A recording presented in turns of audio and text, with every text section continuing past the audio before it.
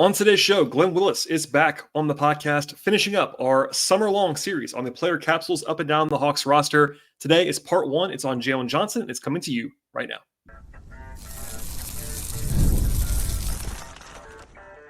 You are Locked On Hawks, your daily Atlanta Hawks podcast. Part of the Locked On Podcast Network. Your team every day. Hello, friends. Welcome to episode 1820 of the Locked On Hawks podcast. I am your host, Brad Rowland, coming to you on a Tuesday evening into Wednesday. And today's podcast is sponsored by the folks at the Game Time app. Download the Game Time app, create an account, and use promo code LOCKEDONNBA for $20 off your first purchase. Terms apply. I also want to tell you at the top of the podcast, as I always do here at Locked On Hawks, to make us your first listen each and every day. Check us out and subscribe to the podcast on Apple, subscribe on Spotify, or on Overcast, or on Amazon Music, and we're also on YouTube. Please like this video as you are watching it. Just smash the like button. It's pretty easy to go ahead and do that. Plus, leave comments and also subscribe and tell your friends about the podcast. Today, I'll be joined by Glen Willis for part one of two on Jalen Johnson. As you probably have seen if you're a listener that's recurring, but if you're new, what we've been doing all summer long is talking about every player, and I mean every player on the Hawks roster in deep dive fashion for about an hour each on most guys.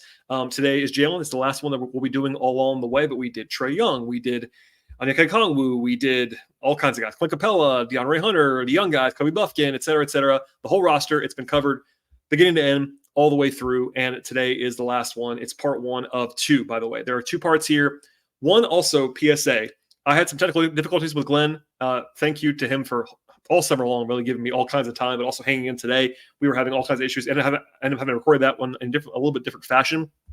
So it will look a little bit different to you on YouTube than normal, but hopefully you will get past that and just listen to the actual quality. You'll still see Glenn and I, just a little bit less of the bells and whistles, but we got it done for you, and that was the main takeaway from all of that. Also, at the end of the show, part two will be available in the same podcast feed, so please stay tuned for part two. And please subscribe to the podcast, as I always ask you to do. It very much helps the podcast. I promise you it does. Ratings and reviews and all of that stuff as well. All right, that's all I have as we lead into Wednesday. The Hawks do play Wednesday night, as I should. Well, I'm probably standing in the conversation with Glenn as well. But I'm not entirely sure I'm going to have a show on Wednesday.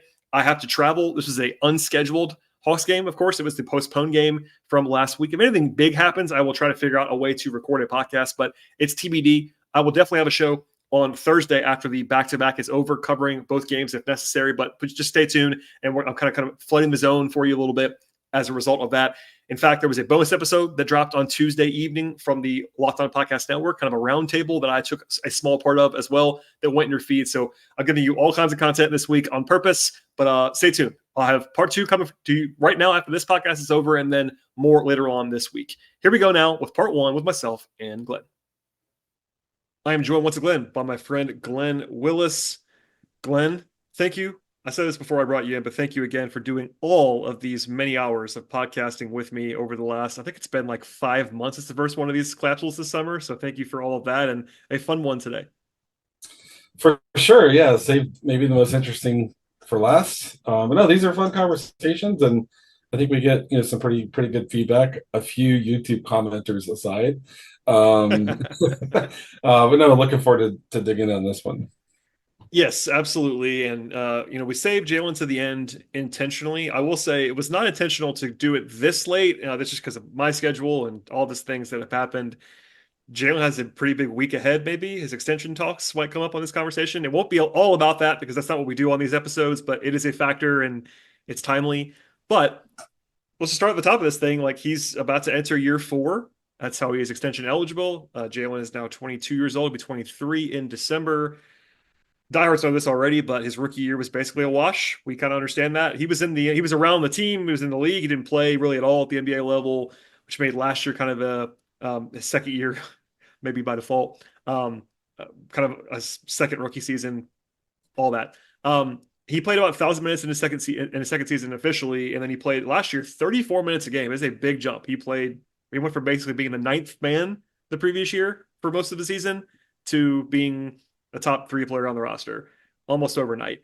And, let's just start there. Like, what do you make of this? Because I think there's locally, in our experience, I'm sure you had this too, I think Hawks fans are pretty well in on Jalen Johnson. It's not like there's a huge mystery here. People are very excited about him, as they should be.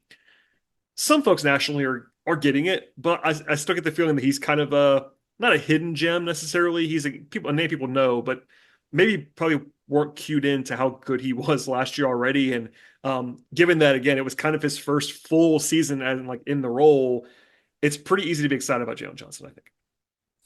It is, yeah, and I mean it's going to be interesting to see how much of a step he takes this year. From last year.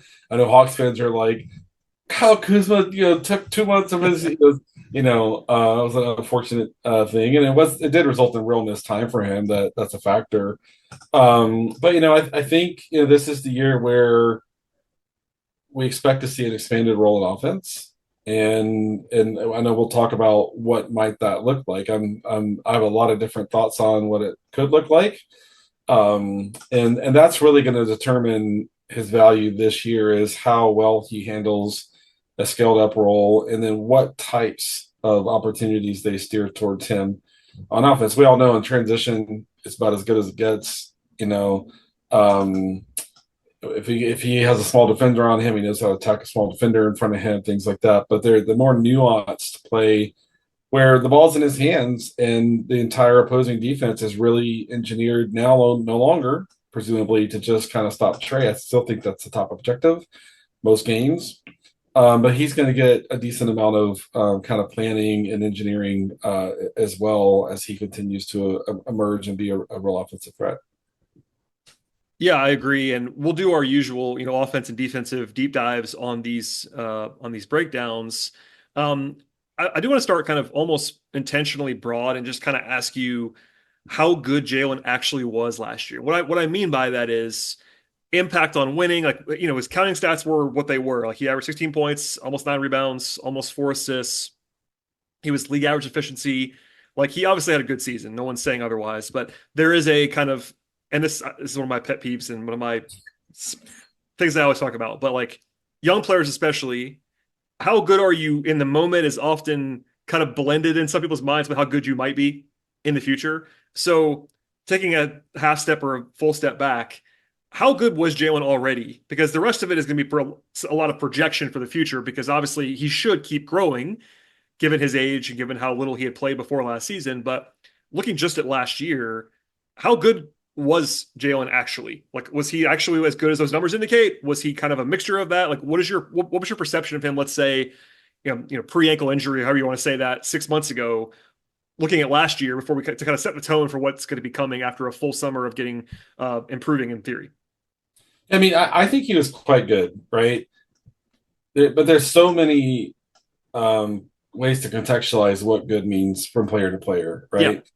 When you have someone who is a 99th percentile athlete, running, jumping, and he has hands, he can pass the ball, he has good feel kind of in those areas.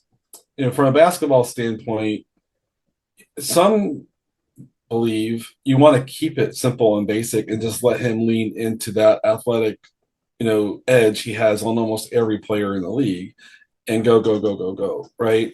And a corollary maybe, or a parallel, maybe a better way to put it, is, when Giannis was younger and he's in transition, forget it. Now Jalen doesn't have, Giannis is Inspector Gadget on the court, right?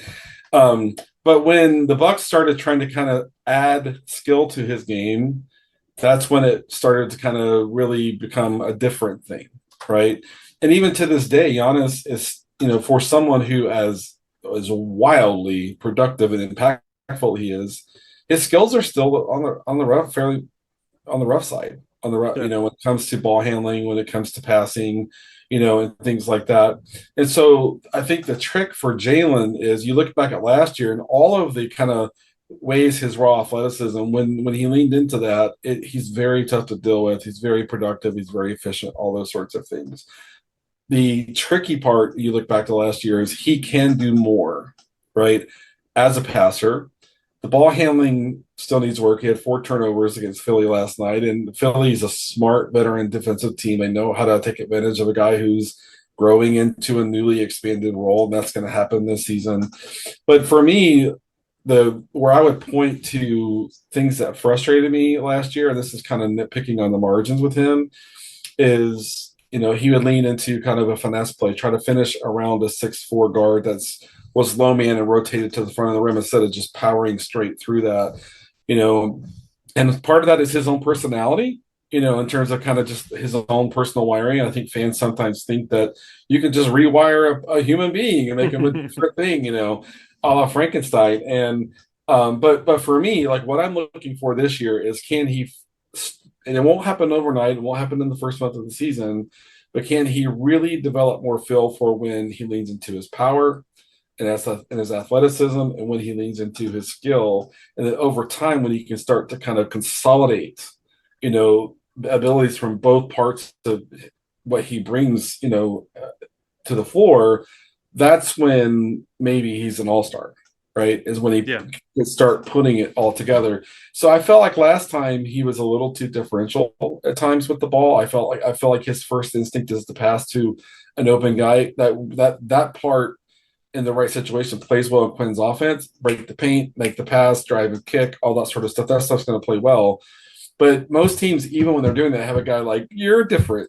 Like, maybe you're not driving and kicking automatically like Veet is, or like Kobe is, or like Dyson is, or whoever. There are times he just needs to go absolutely attack the small defender in the paint or whatever.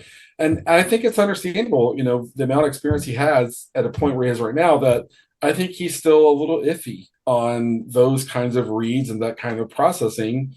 But I think with the right empowerment and the right trust in him to work through all of that, I think over time he will put it all together. Today's show is brought to you by FanDuel Sportsbook, and basketball and football are now both here at the same time. You can begin the season with a big return at FanDuel Sportsbook. FanDuel is America's #1 sportsbook, and now you can find a lot of information from the latest stats to live play-by-play and much more on the same page where you're placing your bets at FanDuel Sportsbook. You also begin with a great offer at FanDuel. That's $200 in bonus bets guaranteed when you place your first $5 bet at FanDuel. You should also know that the FanDuel Sportsbook app is really easy to use as well. They have the entire stuff covered for you across the sports betting space, from over-unders to point spreads. They have money lines and player props, live betting, same-game parlays, future bets, and so much more. The app is safe and is secure at FanDuel Sportsbook, and they cover the entire range of sports as well. That includes the NBA as the headliner of this podcast, plus WNBA, NFL, college football, MLB, hockey, golf, tennis, soccer, auto racing, boxing, MMA, and so much more. And all of that is fantastic. It's all there in one place at FanDuel, and it's a great time. Sign up with the folks at FanDuel Sportsbook. One more time here, visit FanDuel.com and get started right now with $200 in bonus bets guaranteed when you place your first $5 bet. The place to go is FanDuel.com to check out America's #1 sportsbook. Yeah, we're on the same page there, and I think that, we're talking in the middle of the preseason right now. We've seen him play 2 games already. I agree with you on just the one-off about Monday. Like, there were a couple, I think I said on the podcast, there were a couple moments where you wish he'd be a little bit more forceful. And I don't mean that in a negative way. It's just that maybe that'll come. It's already come. He's already become more aggressive, and he has further to go. And I think that's part of why I like to emphasize that he had not even played that much basketball. Like, he had a kind of a weird freshman season at Duke where he cut short and played in College Park some as a rookie, but didn't play at all in the NBA. Like, it's been kind of a weird journey for him the last 4 years, really, until last year as a kind of his first full season in the same spot and being comfortable. But yeah, I think also, just to say this out loud, like, you and I are both very high on Jalen. I think that'll become clear in this conversation. But once you become a certain level of player and you are kind of anointed by the team side, even, and like being a protected, inner core, untradeable, all these things kind of guy, the conversation does change a little bit. Like, we have to be a little bit more nitpicky, to use your word to use. Like, you're trying to, you're pointing out some smaller things, and it's not because he's not good. He's really good already. It's just that you're trying to get it to even a higher level and have these discussions that are specific, because he is already good and we should all kind of agree on that. So it's like, okay, everything else is figuring out what he's going to be moving forward. Go ahead. Yeah, no, I mean, I just, and for me, it's like, he's going to see different things from opposing defenses this year, and how he recognizes that second defender coming, overloading the strong side of the floor where he is on. What is the actual passes there? They're going to try to bait him in the bad place because he's still fairly inexperienced operating as a primary initiator in those things. And so I would caution Hawks fans, like, that's going to be up and down. Probably the first, month or two of the season. He's such a smart, player. But he didn't get those kinds of reps last year where the opposing defense was like, okay, when he has the ball on the in the mid post, we're bringing a second defender all the way across the paint and let him react to that, or we're going to bring a defender from the top and come down and double him from the top. All these different things he's going to see is a lot of that's going to be for the very first time that he's seeing that. And I think Hawks fans have to accept that that's going to be bumpy for a while. I think if you sat down with Quinn would probably say, yeah, that's part of the process. And Jalen would probably say that's part of the process. But he has so much potential, but they have to empower him to work through that, whether that's a week by week getting better, month by month getting better, whatever that trajectory is. They have to give him that empowerment, let him work through that. And like I said, it's going to be ugly at times because this is the first time he's seeing that much defensive engineering prepared for him. But it's something they have to lean into, in my view. I want to share some numbers just to kind of make sure that I get him out there, but I think you're right 100%. Like the way I've been saying is like he's just higher on the call sheet now, and he's higher on the scouting report now. And half court offense has been kind of an area where I think everyone would admit he's not like this finished product yet. It's just going to figure out what he's going to be doing there. But I gave the numbers earlier about his counting stats, but he shot 57% on twos last year. It's a good number, not an elite one, but a good one for sure.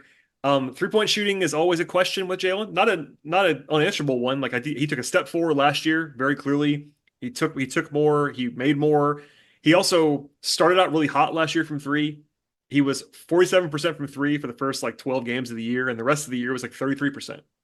So he ended up shooting 36 or so, but it was really I'm not sure that was indicative. We'll see. And that was kind of not necessarily an outlier from where he was before, but I'm not, okay, I'll speak for myself. I'm not sure that's real still about what he's going to shoot from three. What do you think? Obviously, it's just one part of his game and not even the biggest part because he's not going to rely on that as much as some other guys do.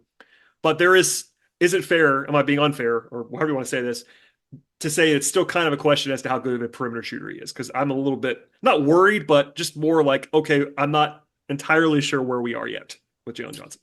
Yeah, I don't know. Yeah, I don't know if worried. I think curious. Yeah, worried's too strong for sure. Yeah, curious is a good word. Curious. That works for me. And the thing is I know sometimes we want to look at can you get to 38%? 38% for a power forward is a ridiculously good number, right? Correct.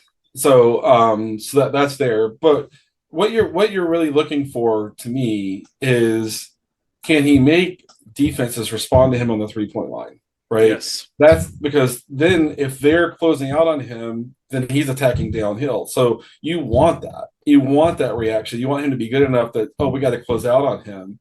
Because I think when we watch the first 4 to 6 weeks of the season, what we're going to see are teams kind of I'm not going to close all the way out to you. I don't want you driving on us, and make him prove that he can do that. And then once he starts to maybe, hit 37% consistency, kind of whatever that is, maybe defenses do start responding to him. And when he gets defenses on the move, that's where his skills really get unlocked, right?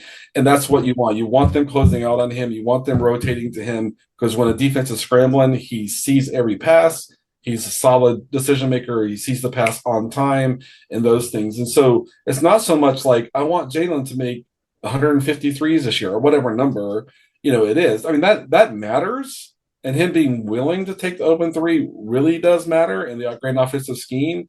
But to me, the thing you really want is him being good enough that he gets defenses moving, rotating, and that's where he can really unleash his best skill. Yeah, it's one of those things that applies to almost everybody on the team, but also it's not always communicated across the board. It's much more about, at the NBA level, how do teams respond to you? So the other example of this from last year is Saddiq Bey. We've had this conversation before, you and I, where Saddiq had this terrible shooting season last year. We all understand that. Teams were still closing out to Saddiq Bey, all year long. He was still respected as a shooter because he had earned that over multiple seasons. Where there are other guys in the league, or even on the team in recent years, that have shot 38% or whatever it is, but on small volume, and they're not getting guarded like that. And how the defense kind of responds to you matters a lot, as far as how this about the entire package of the NBA, because the margins are so small. That's just worth keeping in mind across the board here. Also, like his shot profile changed a little bit. Like his three point volume was about the same. Nothing. Like he ended up taking more overall because he just played a lot more. But he's not bombing. But he's been taking a reasonable amount of them, which is I think all they want from him is just to be shooting when he's able to shoot. But he's obviously more threatening as a guy attacking the rim. I noticed this though, looking for some prep stuff for this. He took about half his shots at the rim in his second season, so 2 years ago. That number actually went down this last year. He took a lot more like floater range, and I think we talked about it a little bit earlier, where he does tend to kind of get a little bit cute sometimes with some fadeaways, not like shots he can't make, but like he likes that like 8-footer where he kind of like turns his body off 1 foot and kind of it's a makeable shot for him. But I think all of us that watch him all the time are like, just go through somebody. And this is my maybe not like the most important stat in the world, but it's one that I wanted to make sure I get out there. Jalen Johnson is taking way fewer free throw attempts than he should be taking. Yep. With his profile. And that's one, it's not all about that, but his mindset, or however you want to say that, some guys are just better at drawing fouls, but even to use your reference from earlier, even on Monday in the preseason game that we're talking on Tuesday, there were 3 or 4 times where I'm like, man, just go to the rim. And Kevin and I were sitting next to each other, your co-host Kevin Chenard, and we're like, man, that's at least a foul if he just goes hard, because he had the advantage and he would settle a little bit. And settle is a dirty word. I don't mean it in a super negative context, but Jalen Johnson should not be taking 2.6 free throw attempts per game, playing 34 minutes with his physical profile. Like that's got to go up. And I think that they all understand that, but man, that's where you get free points. I mean, if you're Jalen Johnson and, you and I are not really the people that talk about this way, but can he average 20? Can he average 20? Like if you want to say, okay, can he average 20 this year? One way to get that done is to take 5, 6 free throw attempts a game compared to 2.6. That's 2 or 3 free points that you didn't have to worry about getting before. And like efficiency wise, free throwers are huge, especially if he's not a great free throw shooter, but he's a reasonable one. And man, I knew that, but in prepping for this, I could not believe still, even with it already in my mind, how low that number is for what he probably should be getting. Yeah. Yeah. And it's a skill, right? I mean, getting to the free throw line is a skill. And just ask Trey. Yeah. Ask Trey if it's a skill to get to the free throw line at 6'1", 180. Today's show is brought to you by Game Time, and this is a podcast about basketball, of course, but you've never seen a hockey game live. I recommend that you probably should do that, and honestly, if you've been there, you should know that it's awesome, and it brings a sensory experience to the table. At Game Time, you get tickets for all kinds of sporting events, including, of course, hockey and basketball games, plus much more, and tickets on music and comedy and even theater and everything else in the ticketing space. Game Time also features a new thing called Game Time Picks that makes getting tickets to see your favorite teams play live even easier for you. They filter out all the stuff that you actually don't need and only show you the incredible deals at Game Time Picks on great seats. So no wasting time with lots of different searches that you don't actually need to do. For example, there are awesome deals right now for the Hawks season opener next week. Yes, next week against Brooklyn at home in Atlanta, including a pair of tickets that are available for $23 each right now, including fees. That's an awesome deal, of course, and there's more of that happening all the time at Game Time. I love the feature personally at Game Time. They actually turn on this feature to view seats through all-in pricing. So there are no surprise fees at the end of the process. That's awesome for me to know exactly what you're looking for before you get to the end of the process. And they have the lowest possible price guaranteed at Game Time as well, where they'll credit you 110% of the difference. Take all the guesswork out of buying tickets right now with the folks at Game Time. Download the Game Time app, create an account, and use promo code LOCKEDONNBA. The promo code is LOCKEDONNBA for $20 off your first purchase. Terms apply. Again, create that account with Game Time and use that code LOCKEDONNBA for $20 off your first purchase. Download the Game Time app today. What time is it? It's game time. But if you look at you look across history, I've been watching the NBA since the 80s, right? I'm old. But the guys who score 25 plus a game, right? They adapt the way they're attacking a defense based upon who they're playing, right? You're facing a top defense that is going to do a good job of rotating in the paint, walling off the paint, keeping you from getting to the rim, pump fake, oh, the backup center's in. He's way less disciplined. I'm going to go right at him. That's a free trip to the free throw line. And the situational decision making, on one night where you're playing a very, very young defense, you could just get to the rim at will because they're still learning how to rotate. They're still learning how to stay connected. They're still learning all that sort of stuff. And then the next game, you're facing the Knicks, who are just not going to let you get to the rim. your entire approach has to be refactored, in that situation. And guys who score 30 a game, I have no idea if Jalen will ever get to that. I don't want to say it's beyond a possibility. 30 is a lot. 30, 30 is not likely, even as a much as we like lot. Jalen. I don't Right. think he's going to average 30, but I'm we'll see. exaggerating. I'm exaggerating for effect, but the guys Yeah. who can average 27, 28 a game, when they can't get to the rim, they're like, I'm going to get 14 free throws tonight. Yep. And that's what they do, right? And that's a whole another kind of mentality for him to work through and land on. For like, okay, tonight it looks like my scoring template looks like this. Oh, tonight my scoring template looks like this. And to be able to kind of adapt to game matchup situation, and even in the middle of a game, going from you're playing Minnesota and Rudy Gobert's on the floor versus, say, Naz Reid, and I mean, Naz is a stable defender, but Rudy Gobert is Rudy Gobert. And to know when, they're playing three guards and a small forward and a 6'10", like, okay, they can't do anything with me right now. For the next 2 or 3 minutes, Yep. I'm just going to go eat right at the rim. And it's that sort of processing and situational awareness, I think, that comes along with his skill advancement that could get him to be, a 24, 25 point game scorer eventually, possibly. Yeah, and one reason I'm bringing that up is not to say that he's, beyond repairing this, but everything we're talking about here through Jalen is through the lens of the Hawks are hoping, and I would say almost banking on, but certainly hoping that Jalen becomes a star. And you can debate the level of stardom that you might think he's going to get to, but they're hoping that he is at least a star level player that we're talking about in that vein for years to come. And one way of him helping to get there would be to get to the line. And, I just looked this up now as we're talking. He only took more than 7 attempts from the line in one game last year. He took 10 in one game. His second highest was 7. That's just got to change. I mean, I don't want to pick on it too much. It's an hour conversation that we're having about Jalen, but that's low hanging fruit in some ways. It's not easy. I don't want to make it sound like it's easy because it's not. But when you are that size and you are that coordinated, and there are opportunities where, look, he will be guarded, as you said earlier, with more attention than he was last year, I think, coming into this year, as he's now the clear number 2 probably in perception versus last year they had DeJounte. But he still isn't going to get the number 1 guy every night. Trey's still the number 1 guy on the call sheet for the offense. So he should have matchups that he can take advantage of. Transition, he's obviously already great, but some of that too. Like, teams will probably start to try to intentionally, intentionally in quotation marks, foul him to not give up dunks. Like that kind of stuff. You should just get free points that way. So I don't want to do a full detour, but that was one that I couldn't kind of believe how low it was. Yeah. Yeah.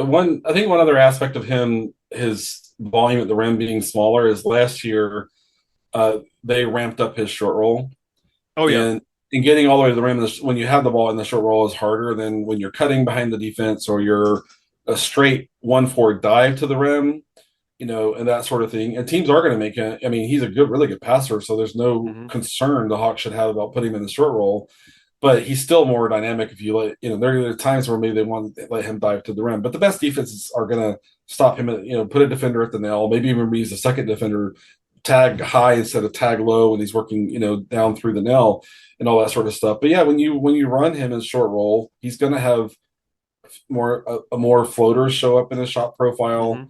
You just want him to be, I think, more decisive when he's like, okay, yeah, there's a guard rotating in. I just need to go work right through him, as opposed to a really smart defense that's not even letting him get below the nail with the ball. Yeah, and his usage last year was only like 19% or so, basketball reference, which is fine, but like that's going to go up, I think, a little bit this year. How much, we'll see. You mentioned the passing. I was actually going to ask you about that, so we'll just do it now. He averaged about 5.2 assists per 100 possessions last year, which is really good for a power forward. It's not like, elite creator good, but it's a really good number for a guy who wasn't like handling the ball a ton. But what do you make of that? Could that go up even higher? I think I saw you tweet this at one point, like take the over on Jalen assists this year or something like that. It kind of goes to the role too. So I guess we kind of spin us forward to like what his offensive role might look like this year, because I wanted to ask you about that too. In the absence of DeJounte, and they still have other ball handlers too. You got Bogey, you got Dyson, Kobe, Reese Shea, all these guys. But not having DeJounte there kind of inherently means more Jalen ball handling. And people always ask, I'm sure they ask you this too. They ask me, like, okay, Jalen's got the ball a lot, right? I'm like, well, yeah, kind of. But So kind of a two-parter here. Like, what about the passing that you mentioned in brief terms, and also like, what is his role offensively going to look like? We've only seen it for 2 games in preseason as we're talking right now, which is not necessarily thoroughly indicative, but it's something. So, what have you seen about that, and what are you kind of envisioning now that DeJounte is not there and it's Trey's still number one, but it might be Jalen number two? Yeah, I mean, depending upon how the center minutes get chopped up, he could lead his team in rebounding this year. Just that is on the list to talk about in a second, actually, later on in the podcast, because his rebounding is really, really good. Yes, and I would expect him to probably be second in assists, just by sheer minutes and what he can do. But I mean, there's, it's so hard for me to kind of speculate on what kind of actions are they going to trust him to be the primary with, right? I mean, I love when they run 4 or 5 pick and roll and him and Okongwu. Like him and Okongwu like tore up defenses on. I don't know. They in my mind they ran it 30 times. They probably ran it 8 times. In actuality, because they were both hurt, and all that sort of stuff. But kind of get it. It's like elbow snug pick and roll. Like if you watch New Orleans play, and Brandon Ingram can't really kind of work his defender down close enough to the paint, they will drop that point of the screen down to the elbow and run what's called snug pick and roll. And to get him closer to the paint, it's harder to trail him. And so I wonder, like, are they going to run snug elbow stuff for Jet? Never saw that last year that I can recall. I haven't seen that in 2 preseason games. Don't know if Quinn kind of believes in that stuff or not. It's very centric, but that's something, the 4 or 5 pick and roll, and then just second side pick and roll. Like, I don't think I can't imagine they're going to want him to run like as middle pick and roll as the primary creator. I don't think his ball handling skills are there for that. But at second side DHO, second side, quick pick and roll action where you're 2-on-2, and before the defense kind of rotates back across. And so, I mean, a lot of that just comes down to whether as he turns the ball over a little bit more, as he's trusted for more of these opportunities, do they kind of ride through that? But I mean, for me, I think that number goes up by 20% this year on 100 possession, per 100 possession basis, just because it's something they have to tap into. The Hawks' offense is limited when Trey's really the only one distributing the basketball. He's too good at that stuff for them not to lean into that, even if it's going to be a little bit bumpy for a while as he acclimates to getting so much defensive attention, like we talked about. Yeah, and assists are not everything when it comes to passing. That's just worth noting out loud. I know that you understand, but Jalen probably will, if I had to guess, be number 2 in assists on the team. That would be a big drop off. Trey might lead the league, for example, but Jalen might be 5 a game. Last year was like about 4 a game, a little bit under 4 a game. I gave the number earlier, but 5.2 per 100 possessions. Yeah, I think he might average 5 a game this year, something like that. That'd be a reasonable number. If it's higher than that, then great. And I do think that you're right about the evaluation of what his role is going to be, because I think people are, not everybody, but so many people are probably thinking like some more primary initiation for Jalen than I think he might be doing. Yeah. But I'm not closing the door on that long term. It's more that it would be a big jump from last year to this year if he suddenly was running a lot of primary actions as a pick and roll ball handler. Like, that's not what he was capable of doing last year. And I'm sure he's improved because he worked hard in the summer and all those things. But baby steps, like you said, second side stuff. The DHO is safer for him because he's not dribbling into the point of the screen. He's cutting into the handoff, and I think that takes some of his what currently is kind of his ball handling. His ball handling is a little loose sometimes, kind of when he's moving fast. And so I think second side DHO is what they really kind of lean into more so than pure pick and roll. They've also, and we don't know if this is going to continue, it might just be a preseason thing because they're trying to get some reps together, but they've actually had Trey and Jalen tied at the hip in these first 2 games. They're coming in and out together. I think that might not be the plan all the time. I have to think that Quinn's probably going to not stagger them in the way that they do with Trey and DeJounte, but at some point they're going to want to see Jalen with the second unit, I think, if I had to guess. But maybe I might be wrong about that. Maybe they will intentionally try Trey and Jalen together more, and that will lead to a little bit less of those responsibilities for Jalen with Trey's on the court. But ultimately, I think long-term even, you're hoping that Jalen can take up some more usage when Trey sits. I mean, again, not like a point guard role, but it's going to be by committee in general. This is not the Kobe Buffkin, Bogey, Dyson Daniels podcast right now, but like, they just don't have a primary initiator beyond Trey on this roster right now. Yeah. So, yeah. And the other factor is when Trey's off, Jalen's just an easy offense against the other team's second unit, right? Right. So so if things, and maybe it's one of those things where Quinn is like, we're going to try to ride Bogey and Veet and whoever else, Kobe, is on the floor.